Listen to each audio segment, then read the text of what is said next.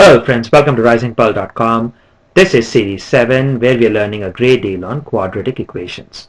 Friends, this is our webisode number 2. Today's topic is what is the standard form of a quadratic equation. So friends, you know that we have just started this brand new series. Let's talk about what is a quadratic equation. So we saw that we take one polynomial px, then we take one more polynomial gx. We put an equality sign. The moment we put an equality sign, it becomes an equation. Now, how can this equation become a quadratic equation? So, we have to make sure that polynomial px or polynomial gx, one of them is a quadratic polynomial.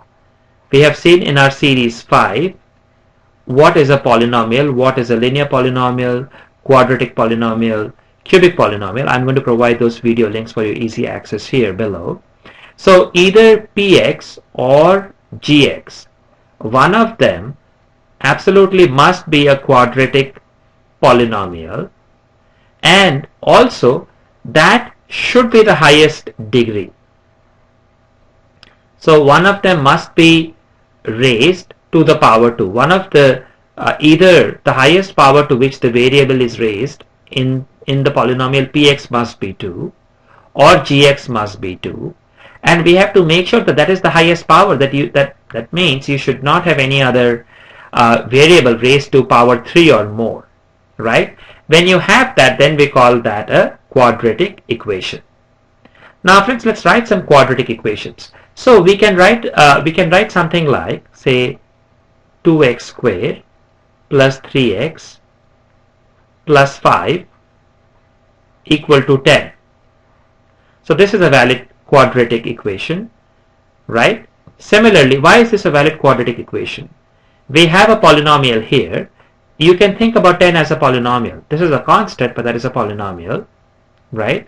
And in this case, this is actually a constant, right? So for any constant, we can assume that x is raised to power 0, right? Now, so let's write one more example. How about we write something like, let's give ourselves some space here. So 5x squared plus 10 minus x equal to 10x squared minus 2x plus 10. So here, this is a quadratic polynomial. This is a quadratic polynomial. So we say yes, this is a quadratic equation. So this was a quadratic equation. This is a quadratic equation. Now let's write something like, how about we do 25x squared plus 10x equal to 25x squared minus 10x plus 2. Now is this a quadratic equation? Now apparently on the surface you will say yes, of course it is, right? Because this is a polynomial, quadratic polynomial. This is a quadratic polynomial. Then that means yes, this is a quadratic equation. The answer is actually no. And the reason answer is no is that you want to write your quadratic equation in a standard form, which is that we are going to talk about that in just a moment.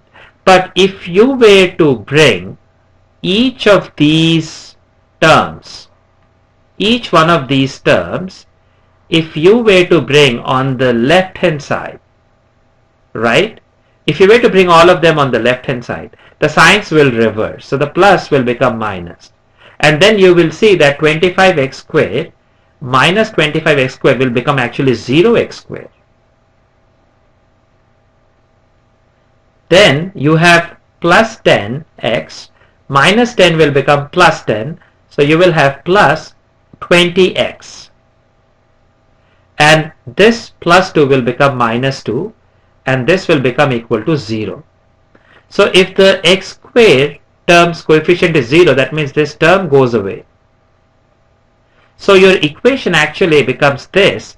So even though what actually looked like a quadratic equation here is really a linear equation, because here x is raised to the power 1. So this is a linear equation, it is not a quadratic equation. So friends, that is why it is so important to actually write the quadratic equation in the standard form, which is that you write a quadratic polynomial px, and so we know that ax squared plus bx plus c, this is the standard form of writing a quadratic polynomial. That is, we write by the descending order of the variables. So first the x squared term goes, then goes the x term, and then goes the constant if there is any. Where a, b, c are real numbers and a should not be equal to 0.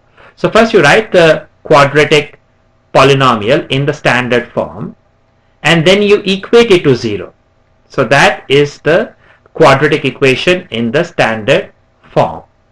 So like I showed you earlier, it is so important that we always write the quadratic equation in standard form, because sometimes, even though on the surface it may look like an equation is a quadratic equation, but when you really look underneath, just you dig into the question a little bit, you will realize it is really not a quadratic equation, because that can happen.